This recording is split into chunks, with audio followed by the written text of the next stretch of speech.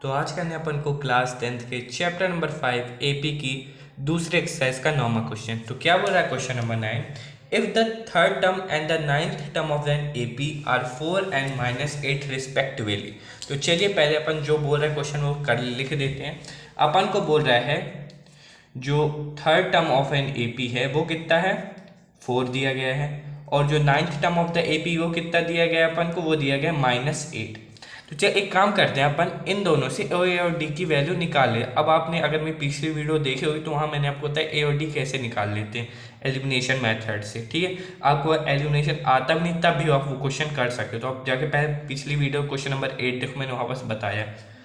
तो क्या है, ए थर्ड को अपन किस तरह एक्सपेंड करके लिख सकते हैं, ए3 को अपन लिख सकते हैं a + 2d = 4, और नाइन्थ टर्म को कैसे लिख सकते हैं, a + 8d = -8। माइनस माइनस सब में कर देते हैं अपन, माइनस माइनस माइनस, ये माइनस था तो ये पॉजिटिव हो जाएगा, साइन बदल रहे हैं क्योंकि, तो ये इससे ये कट जाएगा, ये कितना हो जाएगा -6d, ये हो जाएगा 12। तो d की वैल्यू आ जाएगी अपन की -2। ठीक है, अब d की वैल्यू उठा के अपन इन दोनों में किसी में रख दें, तो अपन इस y में रख देते हैं। पुटिंग ये फर्स्ट मान लेते हैं, ये second, putting d value in first, तो a + 2d के जगह -2 = 4, तो a - 4 = 4, यानी कि a इधर नेगेटिव में उधर जाएगा तो पॉजिटिव हो जाएगा, तो a + 4 + 4 यानी कि a की वैल्यू आ गई अपन की 8।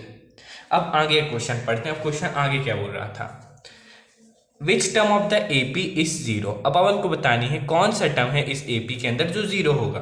तो हमेशा एक चीज याद रखो, जब भी अपन को कुछ बोला जाए कि ये टर्म बताओ कौन सा टर्म, मतलब जो अपन को नंबर दे दे और बोले कि ये टर्म बताओ एपी में कौन से टर्म में लाई करता है, तो हमेशा उसको अपन लास्ट टर्म यानी कि nth टर्म मान के हमेशा वो चीज अपन चलेंगे। ठीक है, कंसीडर करके अपने से चलेंगे।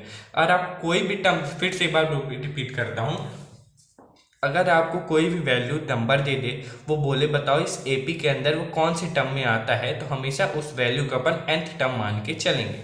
तो ठीक है, तो nth टर्म यानी कि टर्म्स का फॉर्मूला क्या होता है, nth term = a + n-1 × d। nth term कितना है, 0। ठीक है, और a कितना है, a अपन ने निकाल लिया है 8 + n-1, d कितना है अपन का, d है अपन का -2। ठीक है, तो 0 = 8। अब 2 को अपन अंदर इंटू कर देते हैं, n × -2 कितना हो जाएगा, -2n हो जाएगा, और -1 × -2 कितना हो जाएगा, ये हो जाएगा +2। ठीक है, तो 0 = 10 + 2n हो जाएगा। 10 को इधर भेज देते हैं 2 के पास, क्योंकि पॉजिटिव इधर आएगा तो नेगेटिव हो जाएगा, =-2n। तो n की वैल्यू कितनी आ जाएगी, -10/-2 करेंगे =n, माइनस से माइनस कटा और 10 से ये, तो 5 फिफ्थ टर्म है जिसमें एपी में 0 आएगा, मतलब फिफ्थ टर्म है इस एपी का जिसकी वैल्यू 0 है। अपन ने निकाली, बहुत ही क्लियर कट मैंने आपको समझा दिया है।